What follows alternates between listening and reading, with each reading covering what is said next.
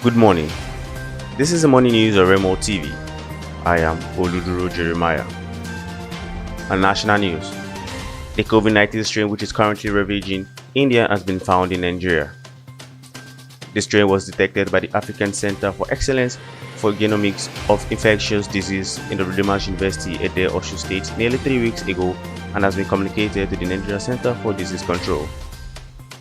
Recall that the federal government on Monday restricted gatherings at worship centers and banned nightclubs following reports that the devastating COVID-19 strain in South Africa had spread to 23 other countries. It was informed on Tuesday that the detection of the Indian strain in Nigeria contributed to the fresh regulations issued by the federal government.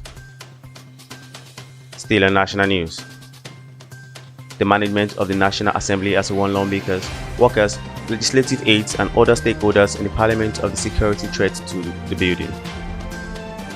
This was just as the bureaucracy said it was introducing discrete measures to verify the identity of everybody entering the premises. The National Assembly complex is one of the public places, facilities and institutions being targeted by the terrorist group Boko Haram. An internal circular cited on Tuesday was addressed to all senators, honorable members, deputy clerk to the National Assembly, clerk, Senate clerk, House of Representatives, all secretaries, deputy clerk, Senate deputy clerk, House of Representatives, all directors, including clerks to communities and all members of staff. The latest notice is coming from the clerk to the National Assembly, Amos Ojo, through the Secretary Human Resource and Staff Development, Abiodun Oladoyin, and dated May 7, 2021. On international news, hostilities between Israel and Hamas escalated on Wednesday with at least 35 killed in Gaza and 5 in Israel in the most intensive aerial exchange for years.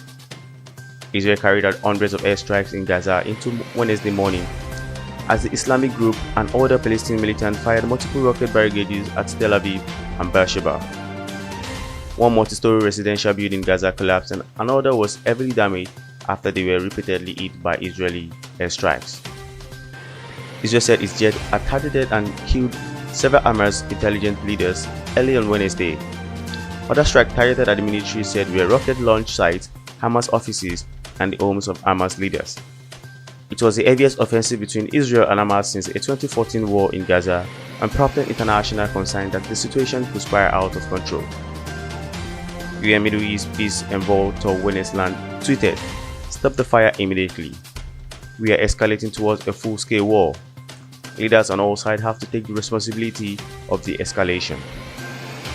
On sport news, Anthony Joshua and Tyson Fury epic all-British undisputed fight has finally been confirmed by promoter Eddie Hearn, who says it will take place in Saudi Arabia on either August 7 or 14. Boxing fans have been early awaiting news over the highly anticipated showdown between the pair, which will determine the best fighter on the planet. But talks have dragged on for months, with both teams growing frustrated over the slow nature of negotiations. But Hearn, who has been leading the discussion for some time and has assured that the fight will go ahead for many weeks, has revealed a date for the clash and said it will be held in Saudi Arabia, where Joshua beat Andy Ruiz Jr. in 2019. And lastly, on entertainment, Nollywood actress and director Genevieve Nnaji will star in an audio adaptation of the Broadway musical Fela, which will premiere on the Clubhouse app this weekend. The audio adaptation on Clubhouse, stamped Fela 1020, will portray the EndSARS movement in the quarters of Fela's Kuti legacy. Fela 1020 director, producer Funamanduka said, "The 1020 signifies the date EndSARS protesters were reportedly shot at the Lekki toll gate on October 2020. Fela's music demanded global engagement with African political thoughts. In the aftermath of the October 2020 EndSARS protest, his message still achingly resounds. This production is a love letter to those fighting for a better Nigeria," said Maduka.